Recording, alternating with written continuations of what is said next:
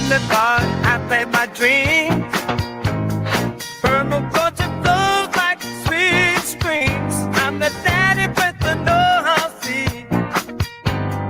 Creating the world like it's meant to be. Permaculture, P-I-M-P, I'm the king. That's in love in everything. Bring a change, making it last. Join the permaculture.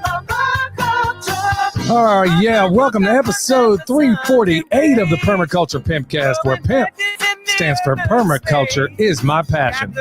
The only pimpcast on planet Earth where we discuss permaculture, preparedness, practical living, and sometimes prostitutes. Permaculture, P-I-M-P, with soulful rays. In a V.I.P.cast where we find our place.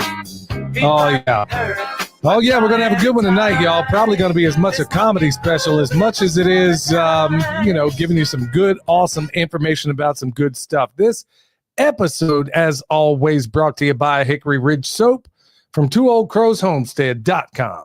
Turn that simp into a pimp. Bam! Living Soil Foundation. You know what we're doing out here, but hey, you know what made it possible or helped made it possible was Soil Saviors. Yeah, we got a link to that down below. We also got it down there at, well, look, the audio platform is absolutely blowing up on this podcast, and that's where a lot of people listen to it. Look, for all of you people that don't know how to navigate that sort of thing, and I'm talking to people like me, it's in what's called the description box.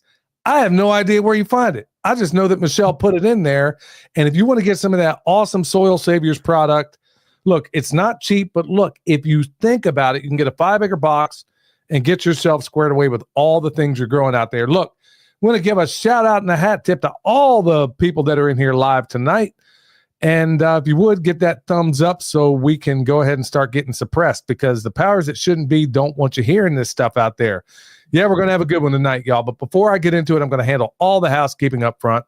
Redemption Shield. You know me, folks. I'm G'd up from the feet up, and I mean grounded. So Redemption Shield, that grounding mat, I've got my bare feet on it right now. If you don't believe me, I'm up in this studio, and there's my bare feet, and it's on this mat. 10% off with promo code PERMA. Wave Watch.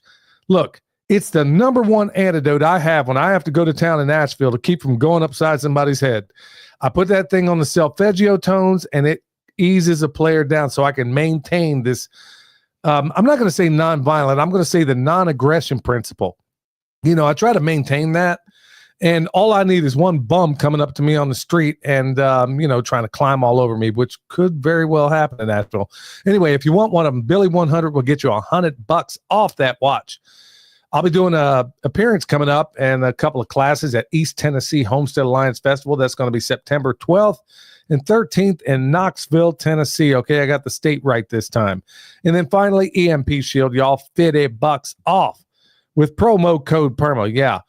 Look, y'all, been a journeyman electrician for a long, long time. And you know what's cool about EMP Shield? Well, first of all, they didn't reach out to me. I reached out to them because they have hands down the best products on the market when it comes to protecting life and limb in terms of your home and your vehicle and anything else.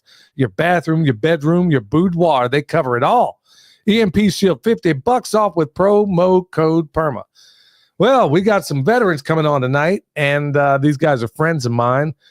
Known these guys from way back, especially Bobby. And here we are, Bobby and Patrick from Midwest Preparedness Project. Say that 20 times. How you boys doing?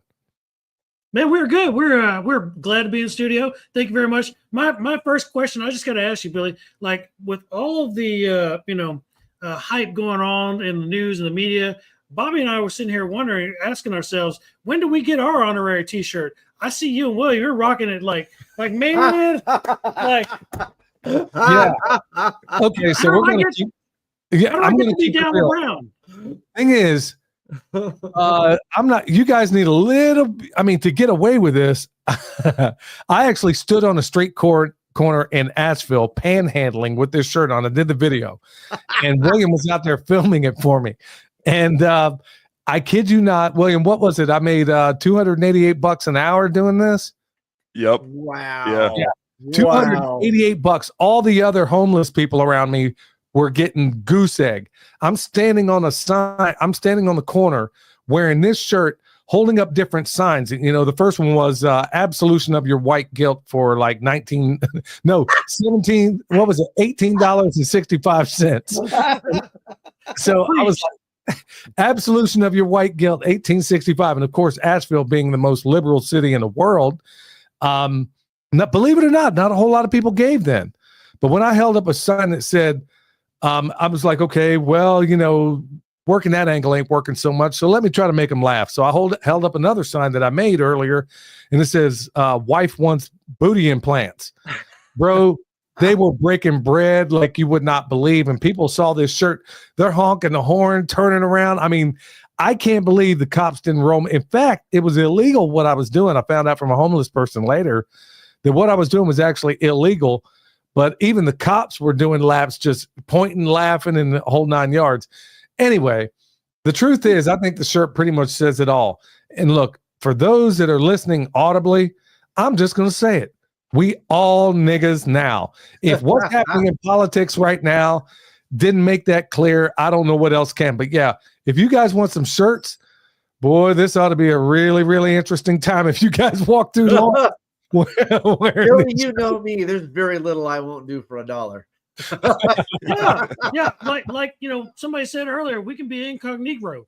It's all good. Well, I think if anything in the current state of affairs, folks, we'll get into it in a minute. Yeah, thank you very much, Mountain Readiness. Yes, this shirt is epic, but you know, I got to be selective about where I wear it. In fact, I think I'm probably going to wear it a whole lot more because it is one heck of a conversation starter in a big way. But yeah, we'll get you guys some shirts. No problem on that one. So yeah. Oh yeah. Andy Pearson says we all nitrogen fixtures now. So I like that one too. Thank you, Andy. I salute you. Wow. Yeah. So I like that too. Sir. Oh, I'll bring some with me down to Midwest Preparedness Project. Come to the festival if you want some shirts. We're going to talk about that. Yeah, so why don't we just jump right into it? Hey, if you're new coming in right now, I know we're going to have a lot of people that roll in, and like I said, the massive audience is going to be audio. So, folks, I'm telling you, these guys know their stuff. And when I got into preparedness all these years ago, Bobby was one of those people right out of the gates that I had leaned on heavily in so many things when it came to like silver and a lot of the areas that I wasn't squared away, because so many people in the preparedness area, they have their little pet thing, and that's all they worry about. And Bobby was one of those people that wasn't monolithic. So, folks, I mean, all things preparedness, believe me, these guys they're squared away. So they're G'd up from the feet up. But look, for all the people that don't know who you guys are, what inspired you to start this Midwest Preparedness Project, and how'd y'all get it off the ground? Well, I was kind of brought into the Midwest Preparedness Project by Patrick. Honestly, we started working together, and he was running Midwest Preparedness at the time. And I was like, dude, what would it take for me to come over and give a class? And he's like, well, send me what you want to talk about. So I sent him some talking points and some outlines on some of the classes I used to give when you and I were running the Gambit in Kansas all those years ago. And he's like, sure, do it. And so I came and I gave a class, I think, on prepper group dynamics. Don't be that guy. Or yeah, that was later. That was the second class. The first one I gave was the prepper group dynamics. And so at that point, Patrick brought me on full time, and I started working with him on the Midwest Preparedness Project. And then I gave my infamous "Don't Be That Guy" class, where I made everybody realize they needed to tear their bumper stickers off their car and stop wearing that non-gray man, EDC bag everywhere. Quit lying to yourself. Oh yeah, I know. But that's really where it started, was Patrick and I kind of putting our heads together to try to figure out how to bring the Kansas preparedness arena back into the highlight. Because if you remember, Billy, and I know you remember this, when the orange Cheeto or the angry yam, whatever you want to call him, won back in 2000 and what was it, 16? The first time, yeah. All the prepping shows just went brrr, and nobody was scared. Everybody went back to life as normal, watching the NFL, eating their Cheetos. We're saved. We're saved. We have our white Messiah. And it turned out to be anything but. And then the prepping thing went right back up like 3.5 years later. And those of us who were part of it and heavy into it for decades prior to that election were just kind of left scratching our head with why did everybody quit? And then when they came back, we were kind of in that position to say, well, we told you it wasn't politically driven. It shouldn't have anything to do with that. And welcome back. And here's the Midwest Preparedness Project. And that's really what happened. Welcome back. See, Welcome back. That's exactly where I was at. We're talking about welcome back, Cotter. That's right. So, I mean, we've talked about it. William and I have talked about it numerous times on this program that, and I've seen it for years and years. Whenever there's a Republican in office, people acquiesce. Whenever there's a Democrat, they come out.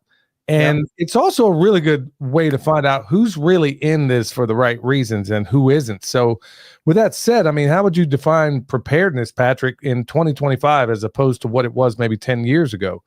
What's different? Yeah, preparedness in 2025 is like it's a complete 180 from what it was 10 years ago, 15 years ago, 20 years ago. You know, the spectrum has changed dramatically. You went from, you know, the 2009, 2008, you know, market crash. People lost. I had some friends, man, that lost all kinds of cash and, you know, stock market and interest bonds, all that good stuff. And you roll out into this, you know, the 2015 and up cycle.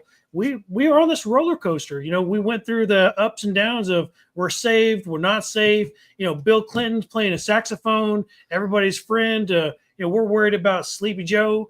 Looking at the dynamics that are obviously going across the country right now, we've talked to all kinds of people. We're part of this thing called the Great American Preparedness Tour, where we partner up with Kentucky Sustainable Living, Self-Reliance Festival, and shows like ours are still prolific. We are still moving in a vertical trajectory. While I'm talking to friends all across the country, Bobby's, you know, he's hearing it all across the grapevine. People are struggling to get people out of their seats because they feel like, you know, here they are. We have a Republican in the White House again. Everything's safe. Everybody's going to be fine. You don't need to stack your beans, bullets, and Band-Aids.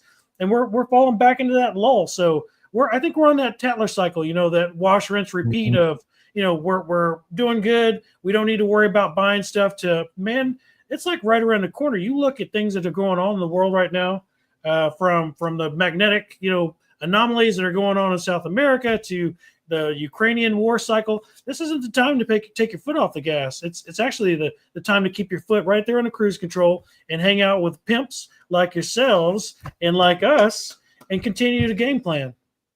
That's right. So, I mean, William, you're probably one of the only permaculture designers or, you know, consultants out there that does something very, very different. If there's another one that does it out there, I honestly don't know who it is. And I suspect, I don't want to put words in your mouth, but I suspect I know where it came from. But right off the bat, when you show up out there and you talk to these people, what's one of the first things before you even talk about what they're doing or what they should do or how it's going or whatever the case may be? What is it you recommend to them and why? The very first thing so after the on-site consultation ends, I go back and I write up an order of operations. So that's what to do, when to do it, and what order to do things. The very first thing on every single order of operations that I've ever done has always been talking about putting back food. And it's a minimum of 6 months of food. And this isn't like the end goal. This is just a starting point of 6 months of food, because no matter where you are in the continental United States, 6 months is the worst case scenario. 6 months is the longest you're going to have to wait before your first radish harvest. Now, 6 months is just your stepping stone before proceeding into anything else on your property. Not like an end goal. 6 months isn't where you should end. It's just before you get into food growing systems. And then once you get into your food growing systems, then those can be going towards your food preparedness. Like you can start bringing in your garden into your food preparedness or your animal systems into your food preparedness and everything. But first things first, 6 months of food for every individual that's going to be showing up to your property. And that's just out of the gates. So let's get back to what's going on in Kansas, folks. When I got back from the first one that I went to, well, I've been involved with these guys. Like I said, Bobby and I have known each other for years, and I've known Patrick for quite a while as well. One of the things that I saw at this, at this festival, at the Midwest Preparedness gathering that I was in, I was there not last fall, but the one prior to that, I think. Spring last year, yep. Was it spring? Okay.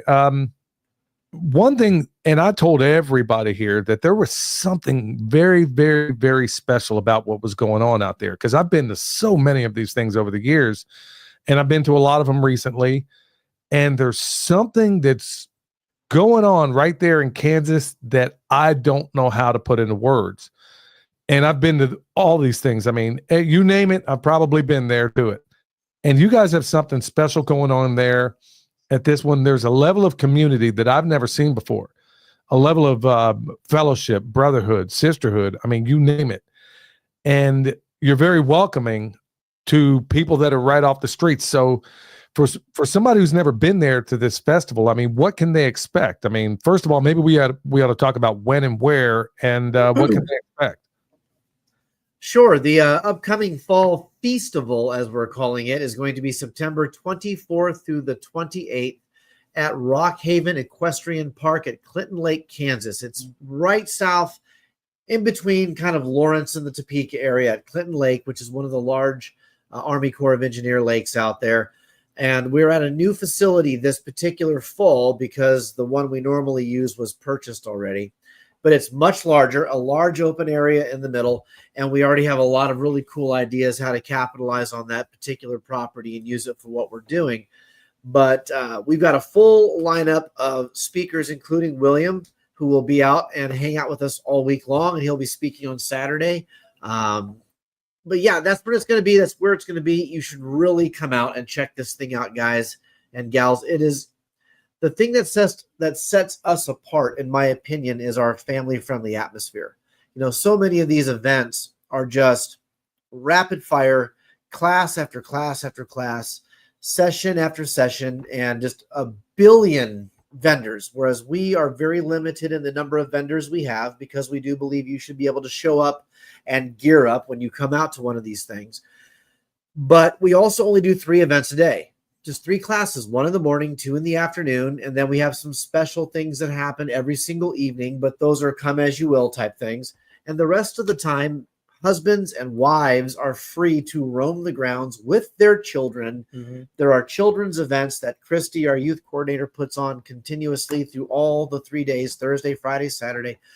We don't put on an event where husbands and wives have to compete with who gets to go, or who gets to attend what class, or what do we do with the kids.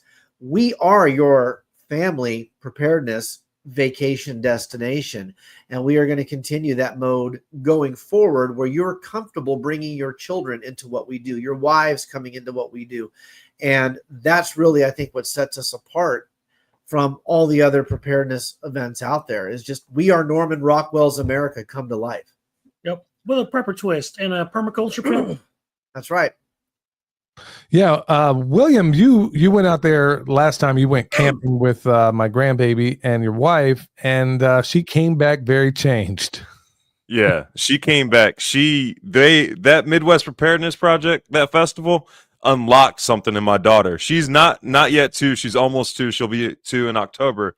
Nice. But yeah, she came back feral. Like she's got to get dirty. She's out there like in a dress, in a cute little dress, just getting dirty and everything. There's a photo that you guys put in one of your videos that had me cracking up where I'm sitting there, everybody's sitting in the audience watching Joel Salatin give a talk, and she is facing away from Joel Salatin handing me rocks. Yes, because that's what I love that picture so much.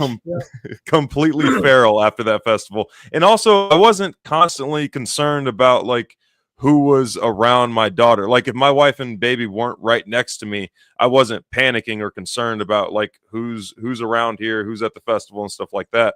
Like nowhere do you completely let your guard down, but it's a very relaxed environment. Those types of people do not come to this festival. You know, speaking of which, I remember, okay, so I step out of this. These guys had me in this trailer over there. I got up in the morning. I see Patrick. I think he was the first one I saw. Man, he's got a whole plate of food out there. I mean, if it was made for breakfast, it was there. He had eggs, flapjacks, French toast. I mean, all of it on one plate. And I said, bro, where I'm sitting here thinking, okay, I got to go in Lawrence to go get something to eat or whatever. Nope. Bro, what on earth? And you said, hey man, this guy's just doing it for free. He's just taking donations. What was up with that? You know, Billy, it's a beautiful thing. It's like you said, what my envisionment of the Midwest Preparedness Project is, it's really what I envision the end of the world or the apocalypse or Tiahuaki or whatever you want to call it. It's exactly what I envision that to look like. Just a bunch of people filling in the gaps and trying to help each other get along. And that's exactly what was happening that day. We got a cat that comes out there with the most amazing dog in the world. His name is Jasper, and his owner's name is Terry. Terry and Jasper, thank you guys. You guys are awesome people. And Terry just feeds the masses. Like Terry will come out. Yeah, see, Barb's out there. Thank you, Barb.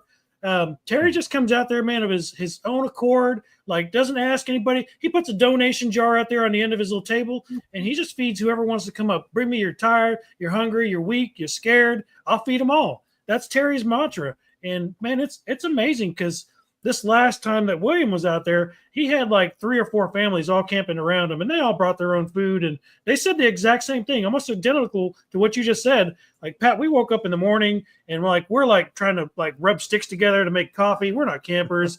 And I look over and this dude's got like a smorgasbord. I feel like I'm at, like, I don't even know, like a buffet. This cat's out there making like biscuits and gravy from scratch and like all of it. And he's just like, yeah, help yourself, knock yourself out. Yep.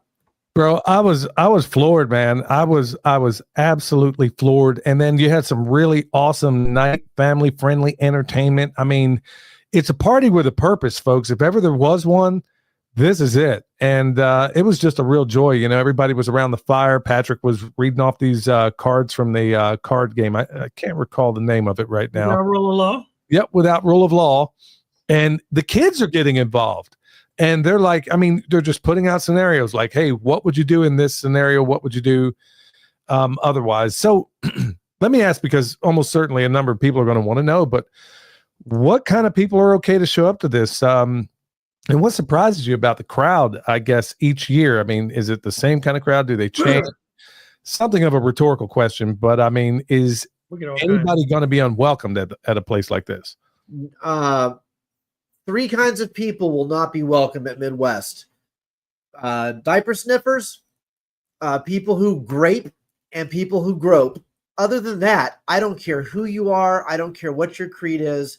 Come out and learn about preparedness. We were actually talking with a gal who's going to be presenting this fall. Her name is Tracy Wickman. She's an ND. She's a doctor of natural sciences and natural cures, homeopathic stuff. And she asked us, she goes, are you guys Christians? And we said, yes, we are. And she goes, will it bother you to know that I'm not? And we said, no. Knowledge doesn't get locked behind a religious paywall. If you've got knowledge to impart, come impart your knowledge to us, and we will absolutely welcome you with open arms. The point of what Midwest Preparedness is about is to be accepting of people who want to make the world a better place through individual freedom, liberty, preparedness, and self-sustainability. And I don't care what your mode is behind that. As long as you're a good person and you're not a diaper sniffer, we're good, man. Those are like literally my only hard lines in the sand.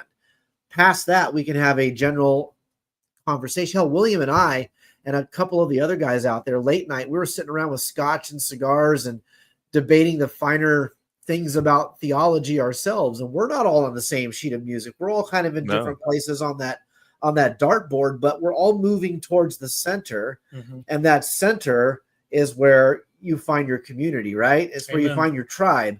And so, no, everyone's welcome. Just don't be a criminal and do bad things to kids. Other than that, show up, get your knowledge, win some prizes, attend some cool classes, and see cool people. We are literally a melting pot of all different types. We have blue hair types, pink hair types, like you name it. We're all sitting around the campfire, like you said, talking about what happens with a world without rule of law. From the kids that are 2 years old and feral to the people that are retired. We had a lady come out there that was 87 years old, drove all the way out here by herself, she'd never been camping a day in her life. She throws up a tent. She was going to get her sister to come stay with her. Her sister was in Lawrence at Walmart getting groceries for them to camp. Her sister falls in the grocery aisle, in the produce aisle, breaks her hip. Oh, goes to the ER. She's locked down. She calls her sister and she's like, hey, I'm sorry, I'm locked in the ER. This lady's like, you know what? I'm going to have a good time. She meanders over to Terry's little hooch, gets herself some food, and next thing I know, we're chatting it up at the campfire. She's one of the coolest people I ever meet. Yep. Matt drove 3 or 4 states to be here. Yep. Had That's a what I'm guy talking from about. Great Britain. Yeah, we had a guy from England show up. The second Yep. person from England showed up. And this guy was cool, man. Like, we made a special little video just to salute him on our channel. So, Well, you got another one from England out there. I just spoke to her the other day, Callie Blackwell. yes. She's now a transplant into Kansas, She actually. is. Her and her husband, Jesse, great people. We had them come out and present a class. They just started a homestead, their very first homestead. Well, you can't do that to me, man. When you said trans, I was already thinking, oh no, not Callie. No, transplant. Oh. Transplant. Billy, get your mind out of the gutter. Come on, man. Come on. How dare you? But no, she showed up with her husband, Jesse, and they have been to every one of these. My understanding is that her son from England is going to be visiting during the fall festival. Oh man, And that'd be awesome. she's going to make sure he gets out there at least 1 or 2 of the days so he can experience what we're doing. And I think she's actually coming out for Tracy's class. She is, yeah. Redemption Valley Homestead is what they're putting together. Yep. And they're amazing people. Her and Jesse. Jesse's a fire spinner. Like Jesse, beyond that, he's a construction dude. Like Jesse's a jack of all trades. If I could ever end up in an apocalypse village with 2 cool ass people, it would literally be Callie and Jesse. Yeah. Them people are dope. You and Jesse could go work and break yourselves, and then Caroline could heal you. She could. She could. Yeah. Man, that's what I'm talking. And Jesse, man, as far as a performer, man, that thing, he freaked me out with that fire dance thing, bro. Yeah. I thought he was going to set himself up like a Roman candle, but it was really, really cool to watch. And it was just really, really awesome stuff, folks. I mean, this is definitely, of all the ones out there, man, when it comes to community, boy, they really got their stuff together on this one. It's, but speaking of which, okay, you got different levels of hierarchy within let's say the preparedness world. Well, is it even something anybody even has to worry about? I mean, like, how do you balance the family-friendly part of the equation with the serious survival training, or is there any of that, or how does that even pan out? Oh yeah. Well, Billy, when you were out, you were slitting chicken necks right in front of kids. When William was out last spring, he was butchering an entire sheep in front of a whole crowd. We believe that you inundate with knowledge, and that removes the stigma of fear. And so when the kids are exposed to this stuff constantly, like Christy with the kids events, they're going to start fires. They're going to play with Mora knives, which are ridiculously sharp. If you don't know what a Mora knife is, like, these kids are doing things. They're getting their hands dirty, and Sam Russell's in the house. We don't shy away from the reality of what the world is, because 70 years ago, everything we're doing was just Tuesday. There was nothing special about being a prepper or a homesteader or a survivalist or any of that. It wasn't until mass food production, air conditioning, and modern medicine that all of a sudden we became so comfortable that these things became, oh, that's dirty, that's gross, that's violent. We don't want anything about that. At Midwest, this is how it is. You're going to see animals butchered. You are going to see people talking about firearms. You're going to see people creating fires. You're going to see people talking about what happens when the lights go out. And we don't hide that from the children, and we don't hide that from the wives, and we don't do what the survivalists, unfortunately, of the 1990s did, and leave the wives and the kids at home, go to the woods with your little 10-round paintball gun and prepare for the end of the world, and then come back and wonder why your wives and kids don't want to be around you because you're weird and you smell funny. Oh, yeah. We all smell funny. Our wives and kids smell funny, so everyone's fine. By Friday, we all smell the same. One of the coolest things I've ever seen at the Preparedness Project is our youth coordinator, Christy. She's fantastic. Like if there was ever an award for Wrangler of Cats, Christy is she's up here. She's on a different level. And one festival, we're out here. Christy's got these kids all lined up at this table. She's got them eating mealworms and broccoli and all kinds of crazy stuff. They're all competing. And they're all sardines, liver, they're all this different types of what would you eat in the apocalypse? What's the worst thing you'd eat? And they're all competing. We had goldbacks that year. Hancock came out, gave us a stack of goldbacks, and we're handing these things out to kids, and they're like, "What is this? I don't know what this is. Can I eat this? Is this chocolate?" It's your golden ticket, Willy Wonka. Get on with it. And their moms and dads are like, Eat the damn mealworm, kid. Get it, son. Get your gold, kid. Daddy needs a new gold back. Yeah. That's one of the things I think is really, really special about this is that it really, truly is a family event. And like, and I can personally attest that all these years ago, it was exactly as Bobby described. I mean, you'd have a couple of ladies out there, but by and large, it was just a big sausage fest. And frankly, there were a whole lot of posers there, man, that would have their own little pet thing they were into. And let's say it would be a person like modern day. They got Bitcoin, but they don't have food. They have guns, but they don't know how to grow anything. They have animals, but they don't believe in guns. I mean, there are people that had half of the equation back in the day. And you talk about these guys really, really knowing how to balance things. So let's talk about some of that stuff. And let me bring out the one question I know a number of people are going to likely ask if they haven't already. In terms of firearms, and by the way, folks, they did have showers. You guys do have showering facilities there. You bet. Hot showers, you bet. Yeah, this is hot water too. Yeah. I was going to say, I know I took a shower there, so I didn't have to jump in the Clinton Lake. So I know that was there, and believe me, I have done that before on at that primitive camp out at Clinton Lake back in the old days. But that's another story altogether. So for the people out there that that are strong advocates of the Second Amendment, will they be allowed to carry? Unfortunately, we are on Army Corps of Engineer grounds, so you cannot openly carry firearms. There is a path to get your Army Corps of Engineers concealed carry permit. It requires no money. It requires no background check. All you have to do is email me, and I'll help you get it. It's a simple process, and then you can conceal carry all the time. What I do know is, personally speaking, with the guys who are the Army Corps of Engineers, the cops out there, as you would say, the park rangers, their attitude is, if I don't see it, I don't know about it, and I can't ask you about it. So if you want to go through the process to get an Army Corps of Engineers concealed carry license, which is good on everything in this, I think the 7th district of the Army Corps of Engineers here in the Midwest, it's a 5-year license. You give them your name, your address, your phone number, and your email address. That's it. And they email you your license. But we've been told in no such uncertain terms that what they don't know, they don't know. So these cats are cool as the other side of the pillow, man. Like for a bunch of dudes that live outside of Liberal Lawrence and work within the confines of the system, like these dudes are feds. Don't get me wrong. They're park rangers. They carry the badge. You will respect my authority. But man, these dudes are cool. They're laid back. They don't care. Yeah. And we've actually been told by them that our event, out of all the events that they have come through there, we will be the ones that will always be allowed to get a permit, because we always leave the campground better than we find it.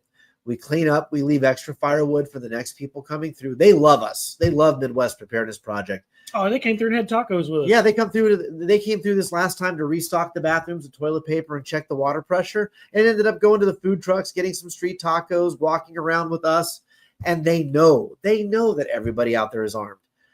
They didn't ask anybody to see a license. They don't care. Just don't be an idiot. I mean, it's literally the way it's meant to be out there. Don't be an idiot. You'll be fine. Get your CCW through the Corps. If you just like really want to be that guy, just go ahead and get it. Just send the paperwork in. They already know that you're going to carry it anyway. Or otherwise, don't just walk around with your AK strapped to your chest unless you're on patrol. And we got you walking perimeter at nighttime. You know who you are. Our secret security guys. Secret Asian man. No. But rooftop Koreans. In terms of what folks are going to likely learn out there, what are some of your specials this year? I mean, specials like running a food truck. I heard you say food truck, and I'm thinking specials. So, well, let me direct that one at William. What are you going to be teaching, son? I'm going to be teaching how to raise your animals for free. So ruminants and stuff like that are pretty, that makes sense and stuff like, I mean, it's straightforward. They eat grass. If you have pasture, they can eat for free. But we're going to get into omnivores like chickens and pigs and things like that. And that's going to be the main focus. And we're doing that right before Crunchy Mama Farms processes something.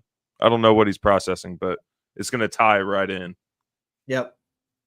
Yeah, so we're calling this the Fall Feastival because almost every class is about food or what comes out of the earth. Harvesting. We wanted this to kind of tie into the whole concept that in the fall you have almost every major Judeo or Abrahamic religion has festivals in the fall.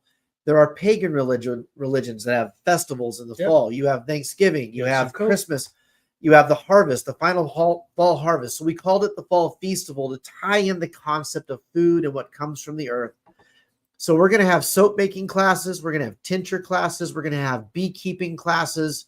Like William said, he's going to be teaching about how to raise your chickens or your ruminants on your land for free. Crunchy Mama Farm, Sean is going to come out and he's going to take up both of the time slots at the end where he's going to be salt curing half a pig and teaching people how to do the salt curing method where then it hangs for a while and then you can just go up and carve your pieces of meat off and all that kind of stuff. Garen from Grumpy Acres Farms is going to be doing a dairy class about butter and cheese.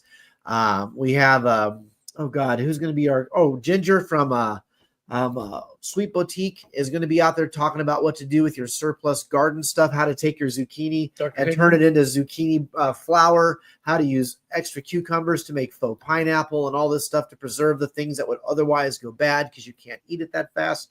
Hakeem Anwar is back from Above Phone. He's going to be giving his presentation on how to take your tech back. There may be a special event that gets sandwiched in there along with Hakeem. I won't say who or what, but I'm working on something that might become a special event in that tech arena, which will be kind of the small island in the middle on Friday. So yeah, we have all the things, everything about food, everything about medicine, everything about naturalism. It's all going to be covered in the Fall Feastival. Yep. Exit and build with your bros, maybe. Yeah, that's what I'm talking about. I mean, what do you say? Because I get a lot of these letters and, emails anyway, from time to time where people are just feeling overwhelmed. I mean, they're just feeling as if, man, am I too late to even get started? Because, I mean, a lot of the shift that we've made on this podcast, seeing the signs of the times and, in accordance to some of the predictions I made concerning 2025, and, the weird prognostications that we're having regarding around, what may or may not happen. I mean, everybody thought Trump's going to get here. Happy times are here again. And we're finding out, well, that's not exactly the case. And it looks like we're just bogged down in every single way imaginable. So what do you guys say? I mean, outside of the festival or within it, what do you say to those folks that just feel overwhelmed? Like it's just too late to get started?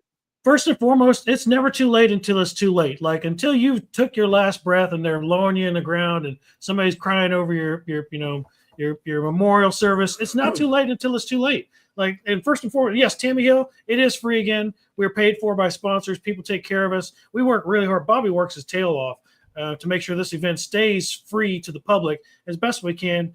But no, it's never too late. Like William said, the first thing you need to do is concentrate on your inner circle. What are your immediate needs? Whether that's your air, your food, your water, and then work on your concentric rings, working your way out.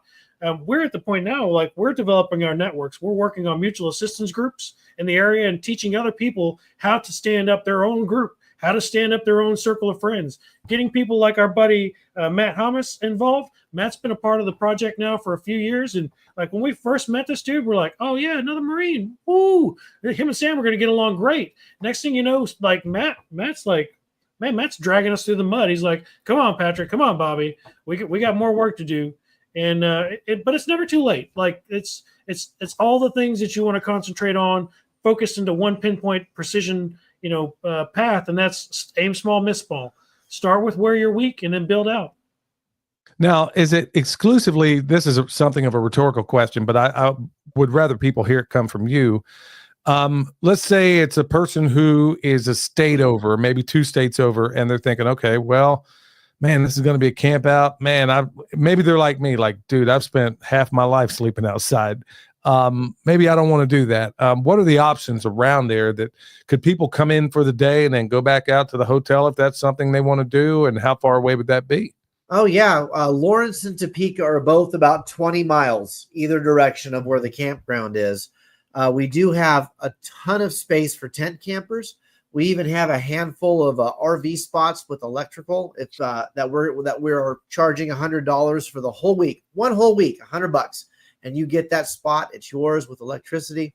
And the only reason we're charging that is because in order for us to rent this campground, we had to individually buy every single one of those spots. So we paid for that out of pocket. So to recoup that cost, we're going to just in turn charge the same. But RV spots without electricity, free. Camping spots with tents, free. If you want an RV spot with electricity for the week, $100. And then hotels, Topeka, Lawrence, all over. Those places are very close. And day trippers are more than welcome. We do have traffic control points that bring people in, and we give you a wristband or a stamp or something so we can count how many people attended the event. But at the end of the day, you're not going to get charged a dime to show up. We only make our money on the giveaways, and we get those giveaways from sponsors like you guys. I mean, Billy, you give us bone sauce and rice knives and all that stuff every year. William gives us consultations. One of our guys here locally, his name is Peter Rafferty, was the former president of Kansas Prepper Expo. KSP. Or KPE and FSPP. He won, and William came out and did a walkthrough. There's a video on our YouTube channel that shows that.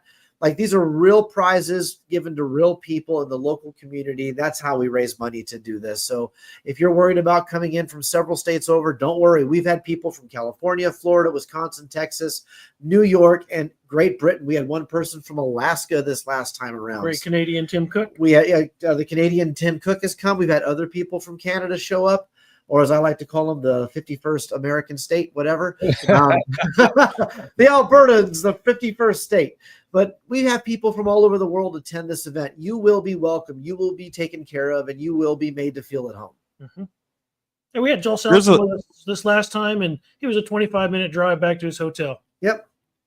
One thing that I noticed is that there seem to be quite a few people who attend this event and then later look for property in the area to join the community down there in Kansas. I met at least 3 people that have done that. I ran into some folks that actually left East Tennessee and moved out there when I was out there. In fact, I think there might have been 2 different families out there. And I was like, okay, you haven't sat through a Kansas winter yet, but okay. Well, they got it this last time. We had snow. We had like 18 inches in one day this winter, which is the first time that's happened in Kansas in like 10 years. It was a weird winter this year. Yeah, but that's life back there. And but I think the big selling point is that you guys have something there that you just don't see in a lot of. There's a level of fellowship and brotherhood and family friendliness. I mean, I still have friends. Look, y'all, we lived in Kansas for a while. William grew up there and graduated high school out there, for crying out loud. Mm-hmm. And there's just a level of, I don't know if it's the nature of the prairie or what it is exactly, but man, there's just something about that place that brings a level of togetherness that I just haven't seen anywhere else. And man, you guys do a really good job of it. So what other things would you like to impart to the audience out there? Because I know there's going to be other people. Where can they contact you if they have questions or concerns or anything like that?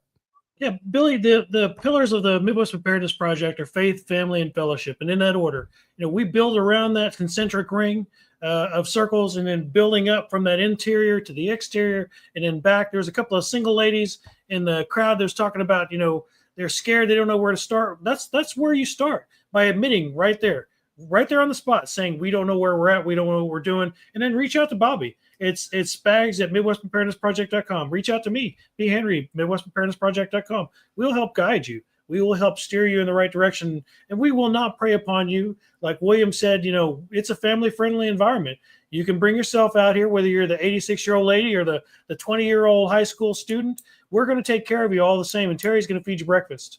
Holy cow, 20-year-old high school student? Well, I mean, college student. The 20-year-old college student. They don't do that anymore. No one's left behind. They can graduate and not even read. You were homeschooled. You know what I'm talking about. I was homeschooled, man. I can read. You 20-year-old college student. No, man. Just come out and check it out. There's going to be so many cool things. We're going to have Scott Armstrong back from the Rebunked podcast. Oh, yeah. He's going to be doing an electric guitar set Thursday evening. We have giveaways Friday and Saturday. There are barter-specific events on Friday and Saturday. Friday night, we have what's called Grumpy Seed Exchange, where Angela from Grumpy Acres Farms will come out, and she does this thing where you can trade seeds, plants, and trees. The only rules are nothing that gets us arrested and no cash.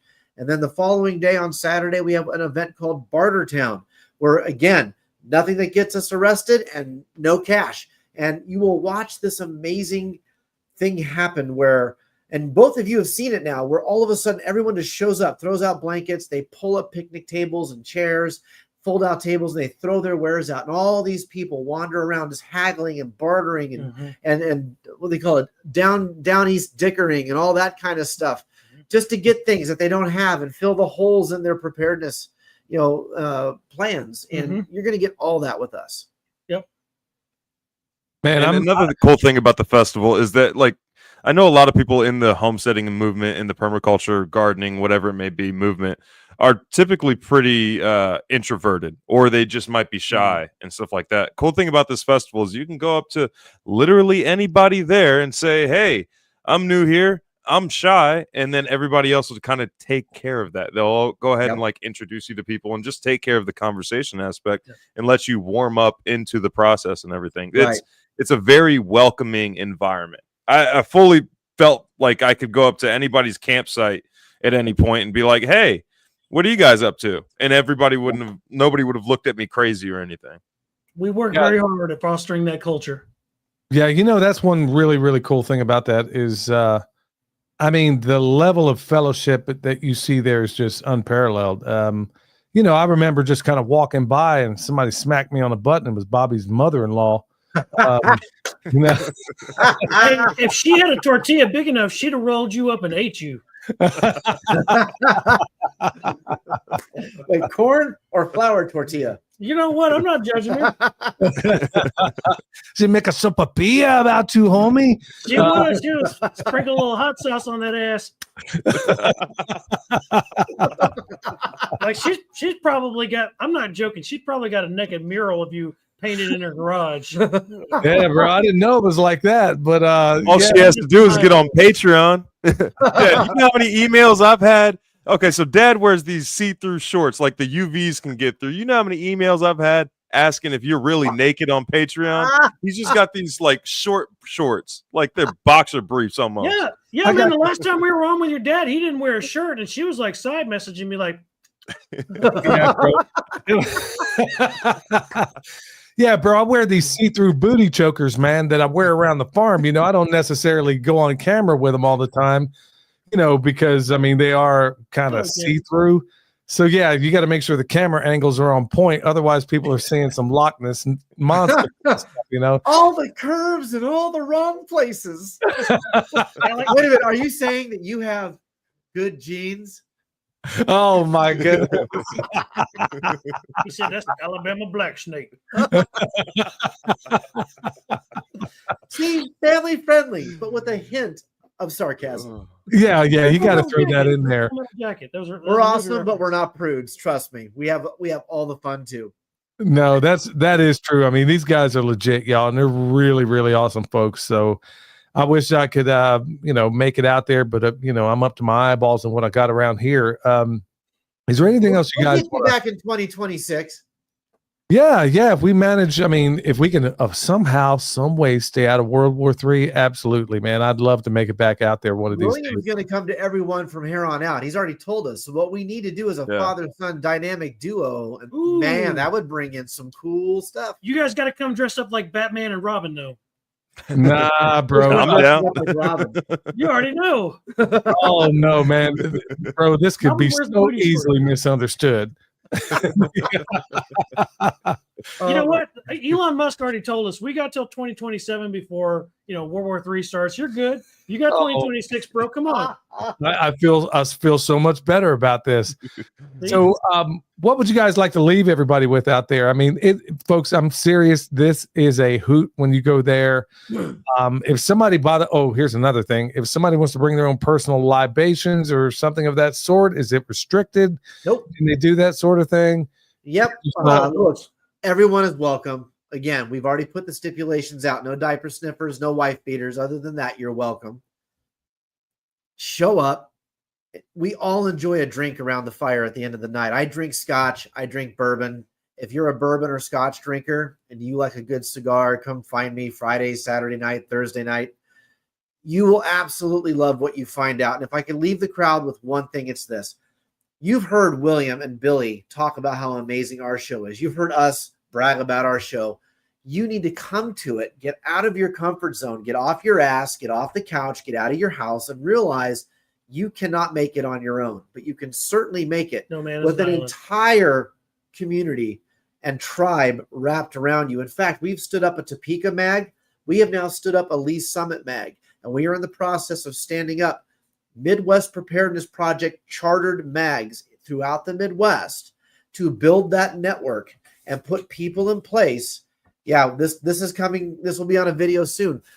We have 2 mags we've stood up now. We're going to stand up more.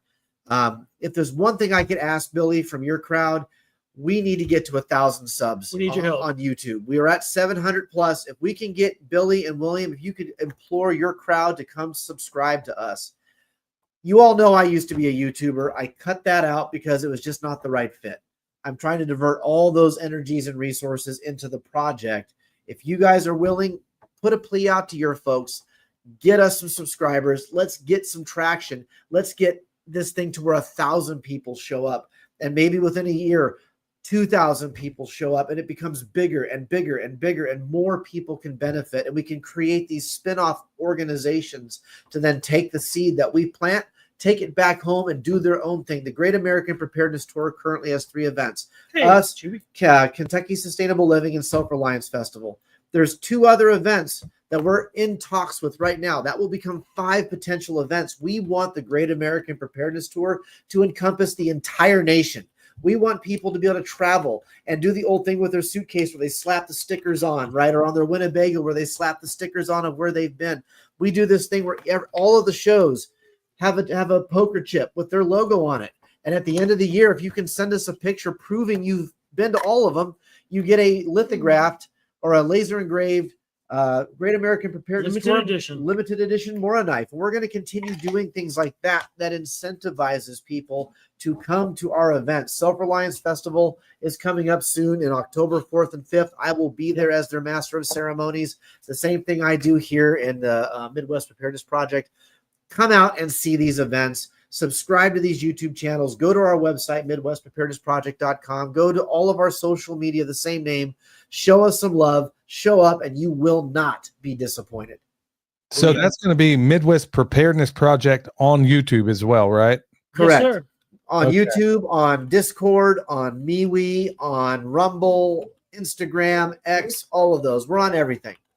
We tend to focus on Facebook and Discord. You know me, I despise Facebook, so I run the Discord. Patrick runs the Facebook. I have a Facebook admin account, so you'll still get to get me there too. Everything we do on YouTube transfers over to Rumble and on MeWe, just so that we hold MeWe and Discord in high esteem because there are people who don't want to be on mainstream social media. So we need to have platforms where they can hear and understand what we're doing and see everything on our schedule of events. You can get all of it on the website too. So just show up, get on those things, register for the event, show up, and just experience it. It's really awesome. It really is. Son, you were going to say something? No, I think he covered it. That was, yeah. They're not lying, y'all. They're not blowing smoke. They're not lying.